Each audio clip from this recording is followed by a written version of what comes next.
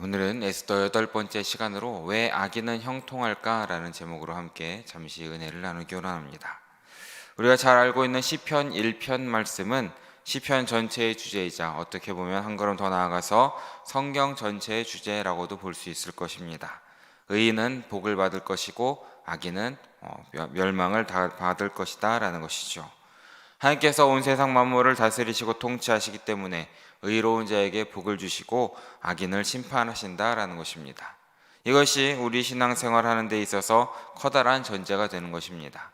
그래서 이 전제가 있기 때문에 우리는 악인의 꾀를 따르지 아니하고 죄인의 길에 서지 아니하고 오만한 자리에 앉지 아니하고라는 이 말씀을 따라 복 있는 인생을 살고자 노력하는 것이 우리의 삶이라는 것입니다. 그런데 우리가 이 말씀대로만 살기에는 세상이 만만치 않다라는 사실을 아마 다들 아실 것입니다. 사실 현실은 오히려 착한 자들이 더 고통을 당하고 악인이 더 잘 되는, 악인이 더 형통하는 경우를 우리는 많이들 보게 됩니다. 악인이 고통을 당해야 되는 것이 맞는 것 같은데 이상하게 더 잘 되는 것 같을 때가 많이 보입니다. 오늘 본문에도 우리를 고민에 빠지게 하는 이런 한 악인이 등장합니다. 바로 오늘 본문에 나오는 하만이라는 사람입니다. 하만은 교만하고 잔인합니다. 그리고 악한 사람입니다. 그런데 하는 일마다 형통하게 잘 사는 것 같습니다. 아하수에로 왕이 하만을 불러다가 에스더가 준비한 잔치에 들어갑니다. 아마 이때 하만의 감정은 최고로 기쁜 마음에 들어갔을 것입니다. 왕과 왕후의 잔치 사이에 그곳에 유일하게 자신만 초대받았다라는 것이죠. 오직 왕실의 가족에게만 허용되는 그런 영광이 자신에게 왔다라는 것입니다. 이것은 그가 왕 다음이다, 더 이상 부러울 것 없는 자신의 위치를 보여주는 것입니다. 그것도 한 번이 아닌 내일도 다시 오라는 2번까지 초청을 받게 되는 것에 하만은 아주 기쁘고 감격했을 것입니다. 그래서 하만은 기쁘게 그 집에서 나옵니다. 우리 9절 말씀을, 오늘 본문 9절 말씀을 다시 한번 함께 읽어보겠습니다. 그날이 하만의 마음이 기뻐 즐거이 나오더니 모르드게가 대궐문에 있어 일어나지도 아니하고 몸을 움직이지도 아니하는 것을 보고 매우 노하나. 참 기쁘게 왕후의 잔치에서 나옵니다. 그러나 나오는 길에 모르드게를 다시금 보게 됩니다. 자신을 향해 인사를 하지 않아서 어떻게 됩니까? 매우 노했다라고 되어 있습니다. 하만에게 있어서 지금 모르드게는 모든 기쁜 것을 다 없애는 그런 제거 대상 1순위다라는 것입니다. 어차피 이제 너는 곧 죽을 것이다 라고 생각하면서 하만은 분노를 꾹 참고 집으로 돌아갑니다. 집에 당도한 하만이 어떻게 행동합니까? 오늘 본문 11절과 12절의 말씀을 함께 읽어보겠습니다. 함께 읽습니다. 큰 영광과 자녀가 많은 것과 높인 것을 다 말하고, 또 하만이 이르되 왕후 에스더가 그 베푼 잔치에 왕과 함께 오기를 허락받은 자는 나밖에 없었고 내일도 왕과 함께 청함을 받았느니라. 아내와 친구들에게 자기의 자랑을 끝없이 늘어놓습니다. 아마도 다 알고 있을 사람들임에도 불구하고 지금 너무나 마음이 기뻐서 다시금 더 자랑하고 싶었던 것 같습니다. 엄청난 부와 건세를 과시하고 많은 자녀를 거느린 것을 자랑하고 있는 것을 보게 됩니다. 고대 문헌을 보면 하만은 총 208명의 아들을 낳았다라고 기록이 되어 있습니다. 아들만 208명입니다. 더 많은 수를 낳았겠지요. 이는 그만큼 이 하만의 번영과 권세와 영광이 크다라는 것을 보여주는 것입니다. 최고 권력자의 자리에 앉았고 많은 재물, 그리고 많은 영광, 그리고 많은 자녀들까지 있다라는 것을 우리는 보게 되는 것입니다. 정말 이렇게 형통한 사람을 볼 수 없을 정도로 정말 세상 최고로 형통한 사람을 보게 됩니다. 세상 사람들의 기준에 의하면 어떻습니까? 이 사람은 마땅히 행복하고 기뻐해야 할 것입니다. 그런데도 그런 사람임에도 불구하고 하만은 불만이 있습니다. 그것은 바로 모르드게라는 것이죠. 13절 말씀을 함께 읽어보겠습니다. 함께 읽습니다. 그러나 유다 사람 모르드게가 대궐문에 앉은 것을 보는 동안에는 이 모든 일이 만족하지 아니하도다 하니. 눈엣가시 모르드게로 인해서 그의 기쁜 마음이 심히 불편해졌다라는 것입니다. 부와 권력과 명예와 자손, 이 모든 것을 다 가진 사람입니다. 그런데도 만족하지 않았다라는 것입니다. 무엇입니까? 단 한 사람, 세상 모든 사람보다 단 한 사람이 자기에게 절을 하지 않았다라는 이유로 지금 매우 화가 났다라는 것입니다. 이것 때문에 몹시 불쾌하고 모든 신경이 곤두세워져 있다라는 것입니다. 그래서 모든 것이 다 불만족이고 불행하다라는 것을 말하고 있는 것입니다. 사랑하는 여러분, 불행이라는 것은 돈이 부족해서가 아니라 만족할 줄 모르는 욕망에서 비롯된다라는 것을 늘 기억하시고 경계하시는 우리 모두 되시길 진심으로 바라겠습니다. 이어지는 본문의 하만을 보면 이제 모르드게로 인해서 심히 불쾌해지고 이제 모르드게를 처치할 방법으로 고민을 할 때에 아내와 친구들이 방안을 이야기해 줍니다. 우리 14절의 말씀을 함께 읽어보기 원합니다. 함께 읽습니다. 그의 아내 세레스와 모든 친구들이 이르되 높이가 50규빗 되는 나무를 세우고 내일 왕에게 모르드게를 그 나무에 매달기를 구하고, 하만이 그 말을 좋게 여기고 명령하여 나무를 세우니라. 아멘. 자, 왕의 신임에 이제 대해서 자신만만하다 하만입니다. 왕의 허락을 받기도 전에 이제 자기 집들에 높은 나무를 세웠다라고 기록하고 있습니다. 근데 그 높이가 얼마입니까? 50규빗입니다. 50규빗이면 대충 한 규빗이 45cm에서 50cm 정도니까 대충 23m에서 25m입니다. 그 정도면은 높이로 따지면 7, 8층 높이 되는 건물입니다. 사람 하나를 처형하려고 7, 8층 높이 되는 교수대를 세운다라는 것입니다. 이것은 무엇이겠습니까?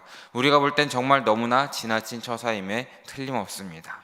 이것은 증오심에 불타오른 하만이 모르드게를 고통스럽게 죽이는 것과 맞물려서 장대를 높이 세워서 수산성에 있는 모든 사람들에게 수치를 주려는 의도다라는 것을 우리는 바라보게 되는 것입니다.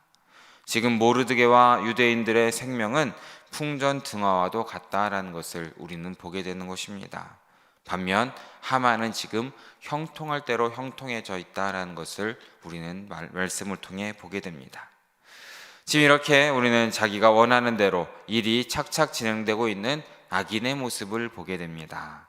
하나님을 인정하지도 않고 두려워하지도 않고 오히려 대적하면서 하나님을 섬기는 자들을 죽이려고 하는 하만의 무지와 이 악독과 교만함을 우리는 오늘 본문을 통해 보게 된다라는 것입니다. 이렇게 악인의 형통함을 볼 때 우리는 어떤 마음이 듭니까? 하나님의 선하심을 의심할 수도 있다라는 것입니다.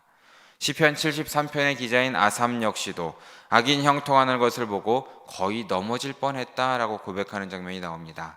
시편 73편 1절에서 3절까지 말씀을 우리 함께 읽어보겠습니다. 하나님이 참으로 이스라엘 중 마음이 정결한 자에게 선을 행하시나 나는 거의 넘어질 뻔하였고 나의 걸음이 미끄러질 뻔하였으니 이는 내가 악인의 형통함을 보고 오만한 자를 질투하였음이로다. 아멘. 2절에 보면 거의 넘어질 뻔했다라고 고백하고 있습니다. 무엇을 의미하는 것이겠습니까? 3절에 있는 악인이 형통하는 것을 보고 거의 시험이 들어서 이제 넘어질 뻔했다라는 것을 말해주고 있습니다. 굳건하게 믿고 살아왔던 모든 삶의 토대, 모든 믿음의 토대가 흔들릴 뻔했다라는 것을 고백하는 것이죠. 하나님께서는 마음이 정결하고 착한 사람에게 선을 행하시고 의인에게 복을 주신다라고 믿어왔던 이 아삽 시인의 삶의 기준이 무너지고 있다라는 것을 우리는 바라보게 되는 것입니다. 과연 세상에 공의는 없는 것일까? 하나님은 정말 살아계신 것일까? 내가 공연히 믿음을 지키려고 애쓰는 것은 아닐까라는 이런저런 의심으로 인해서 하나님의 선하심과 하나님에 대한 신앙을 부정하는 말이 이 시인의 입에서 튀어나올 뻔했다라는 것을 고백하는 것입니다. 그런데 그 순간에 자신의 입을 틀어막은 것을 우리는 보게 되는 것이죠. 자칫하면 불신앙의 말을 입으로 내뱉을까봐 입을 닫고 고민에 빠졌다라는 것입니다. 진퇴양난입니다. 하나님을 부정할 수는 없지만 눈을 들어 현실을 보면 마치 하나님이 존재하지 않는 것처럼 느껴지는 현실이다라는 것이죠. 그래서 답답하고 괴로워서 넘어질 뻔했다라고 고백하고 있는 것입니다. 사실 오늘 이 말씀을 듣고 있는, 또한 우리가 함께 보고 있는 이 말씀 또한 우리에게 이 점에서 많은 고민이 되는 것입니다. 정작 우리 자신은 예수 믿은 이후에 별 신통한 것이 없는 것 같은데 세상 사람들은 인생이 너무 잘 풀리는 것 같다라는 느낌이 들 때도 있는 것이죠. 내 눈앞에서 좀 악인에게 날벼락에 떨어져 망하게 되면 하나님이 정녕 살아계시고 그래서 악인 심판을 받는구나라고 경각심을 가질 텐데 그런 모습은 전혀 보이지 않습니다. 세상은 아무 일도 일어나지 않은 것처럼 잘 돌아가는 것이죠. 세상 사람들은 자유분방하게 살아가고 우리는 이런 삶을 부러워하는 것입니다. 내가 하고 싶은 대로, 내가 원하는 대로 사는 것이 멋진 인생이고 어쩌면 저것이 형통한 인생이다라고 느껴질 때도 있다라는 것입니다. 하지만 우리가 기억할 것이 있습니다. 성경에 따르면 이렇게 아무런 간섭과 개입이 없이 버려진 삶이야말로 저주의 삶이라는 것을 우리는 늘 경계해야 된다라는 것입니다. 하나님을 믿지 않는 불경건한 자들을 하나님께서는 심판하시는 데에 꼭 세상 종말 때에만 심판하시는 것이 아니라는 겁니다. 현재 세상에서도 심판하심을 믿으시기 바랍니다. 그것도 애굽에 내린 10가지 재앙처럼 극적인 형태, 기적적인 형태로만 심판하는 것이 아니라는 것이죠. 하나님께서 내리는 일반적인 벌은 바로 내버려 둔다라는 것입니다. 내버려 둔다. 이것이 로마서 1장 28절 말씀에 나와 있습니다. 함께 읽어보겠습니다. 또한 그들이 마음에 하나님 두기를 싫어하며 합당하지 못한 일을 하게 하셨으니. 아멘. 무엇입니까? 부패하고 완악한 그런 상실된 채로 내버려 두신다라는 것입니다.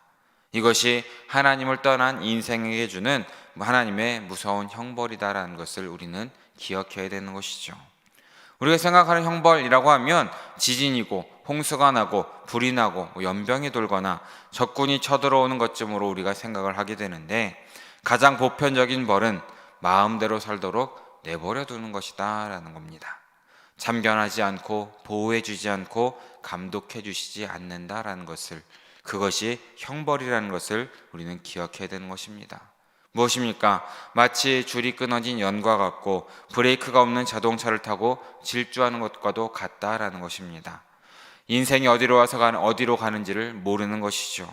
무엇을 의지하고 무엇을 믿어야 되는지도 모르는 것입니다. 그들이 마음 가운데 하나님 두기를 싫어하고 있기 때문입니다. 그래서 하나님께서는 그들을 그냥 두었다라는 것이죠. 그래서 캄캄한 흑암 속에서 더듬거리고 헤매고 있을지라도 지금 자기 자신만은 잘 가고 있다라고 믿으면서 속이고 살아가고 있다라는 것입니다. 그럼 어떻게 됩니까? 무지함과 굳어진 마음으로 자신을 방탕 가운데 내버려 둔다라는 것입니다.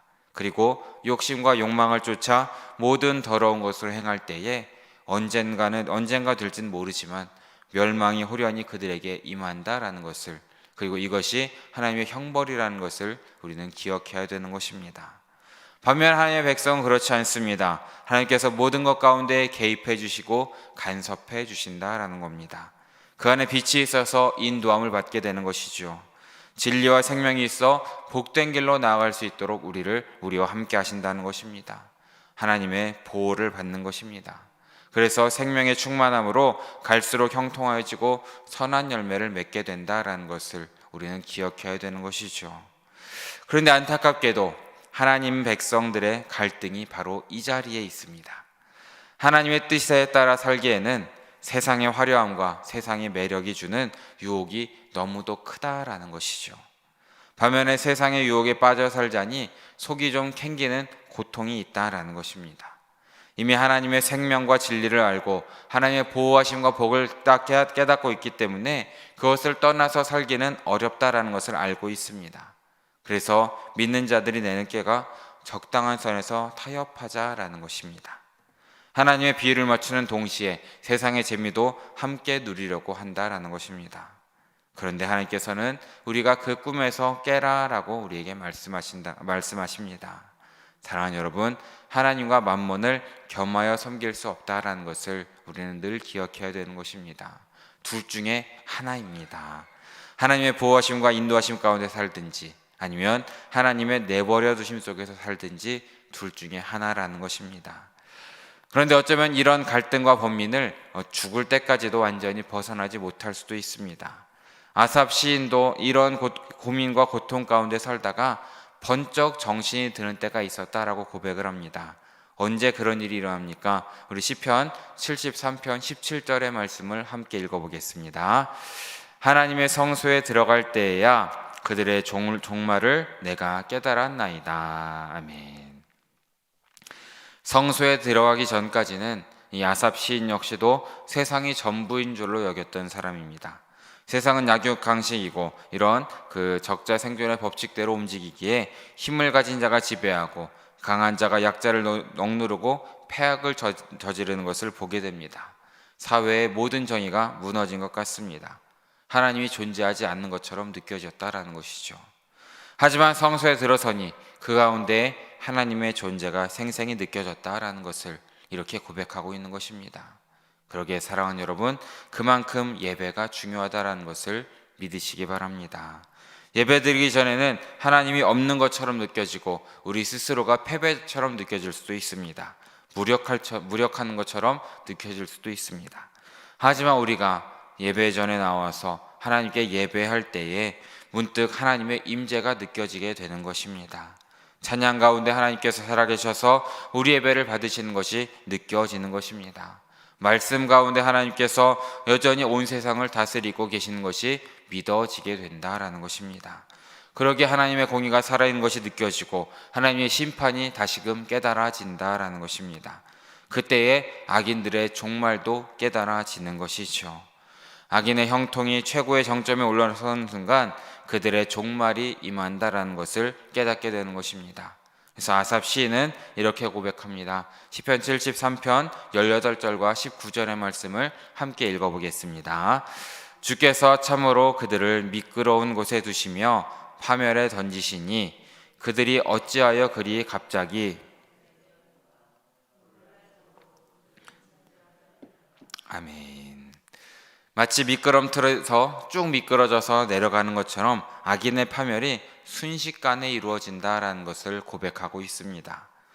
왜 하나님은 이렇게 역사하시겠습니까? 왜 멸망의 그 마지막 순간까지 악인의 형통을 허락하시는 것이겠습니까?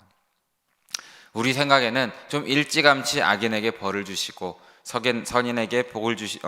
악인에게 벌을 주시고 선인에게 복을 주시면 사람들이 좀 하나님을 두려워하면서 더 잘 믿을 것 같은데 왜 이렇게 마지막 순간에 가서야 이렇게 벌을 내리시고 믿는 자들의 애를 태우게 하시는 것이겠습니까? 그 이유 먼저는 마지막 순간까지 상황을 그대로 두셔서 정말 원수의 패배와 당혹감을 더욱더 선명하게 그리고 더욱 완벽하게 하시려는 하나님의 계획이 있다는 것을 우리는 기억해야 되는 것입니다. 원수들은 신령한 것을 무시하고 교회를 비웃고 성도들을 조롱하는 사람들입니다. 십자가에 달리신 예수님을 조롱하던 그 당시 종교 지도자들과 군중들을 한번 생각해 보시기 바랍니다. 내가 만일 하나님의 아들이어든 십자가에서 뛰어내려라. 너는 남을 구원하는 자라고 하면서 남을 구원하지 않았느냐? 지금 내려와서 너 자신을 먼저 구원해보라 라면서 예수님을 조롱했던 것을 우리는 말씀 가운데에 기억하고 있습니다. 하지만 그렇게 하도록 하나님은 내버려 두셨습니다. 그리고 예수님께서 돌아가셨지요. 그것이 우리를 구원하시는 하나님의 능력이고 구원의 방식이었기 때문입니다. 그런데 이렇게 원수들이 승리의 정점에 도달해서 의기양양할 그 순간에 하나님께서 개입하심을 믿으시기 바랍니다. 3일 만에 죽은 자 가운데서 바로 예수님을 다시 살리셨다라는 것입니다. 칼과 창으로 예수님의 부활을 막으려고 했지만 예수님은 사망 권세를 모두 깨뜨리고 다시 사셨다라는 것이죠. 이를 막으려 했던 사람들은 다른 많은 사람들에게 웃음거리가 되었고 수치를 뒤집어 쓰도록 하셨다라는 것입니다. 그리고 예수님께서는 하늘에 오르셨고 하나님의 보좌 우편에 앉으셨습니다. 다시 오실 때까지 하나님께서는 왕으로서 온 우주 만물을 다스리시는 분이다라는 것을 믿으시길 바랍니다. 사랑하는 여러분, 하나님은 이런 극적인 반전을 좋아하시는 분입니다. 이런 역전의 하나님이시기 때문이죠. 성경에는 이런 사례가 수없이 많이 기록되어 있고 지금도 그렇게 행하고 계십니다. 앞으로도 그러실 것입니다. 온 세상 앞에서 원수의 패배가 명백해지도록 하실 것입니다. 그래서 악인들이 승승장구할 때에 우리는 부러워할 것이 아니라 저들에게 임할 하나님의 심판을 보고서 두려워해야 한다는 것을 기억하시기 바랍니다. 하나님께서 마지막 순간까지 두고 보시는 두 번째 이유는 우리의 믿음을 시험하시고 우리를 검증하시려는 의도도 있다는 것을 우리는 기억해야 됩니다.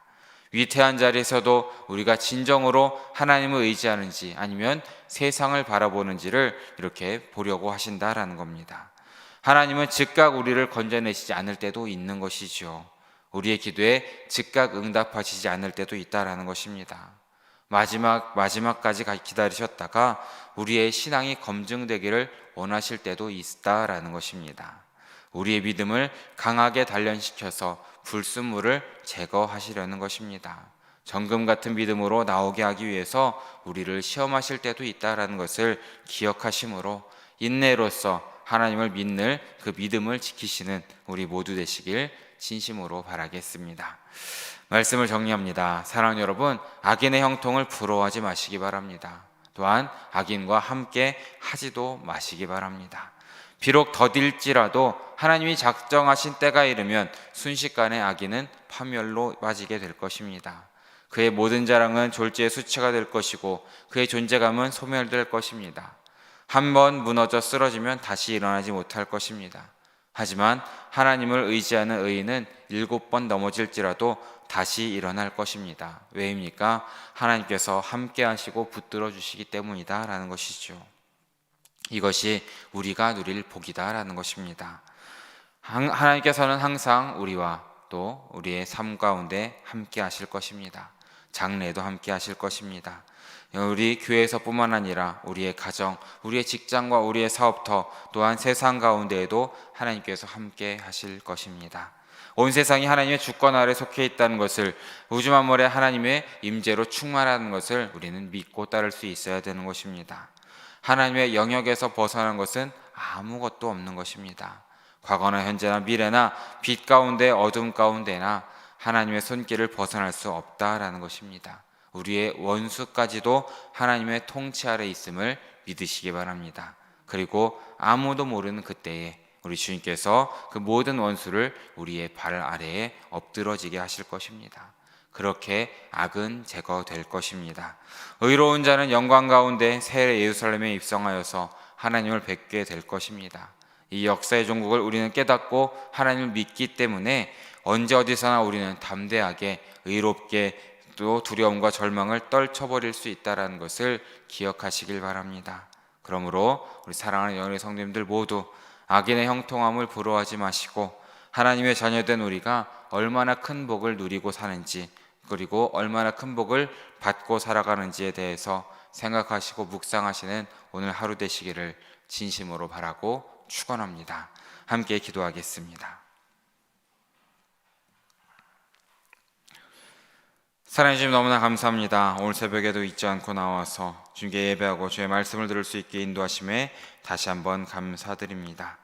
주님께서 우리의 믿음을 지켜주시옵소서.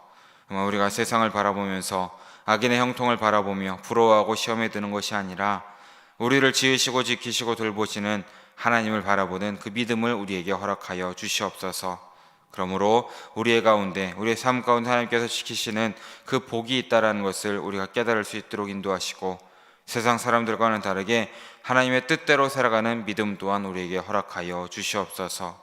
또한 우리가 믿고 따르는 하나님을 전하며 사명대로 살아가는 우리의 삶이 될 수 있도록 주님께서 그 선하신 손길로 인도하여 주시옵소서. 모든 말씀, 우리의 모든 것 되시는 예수 그리스도 이름으로 기도드립니다. 아멘.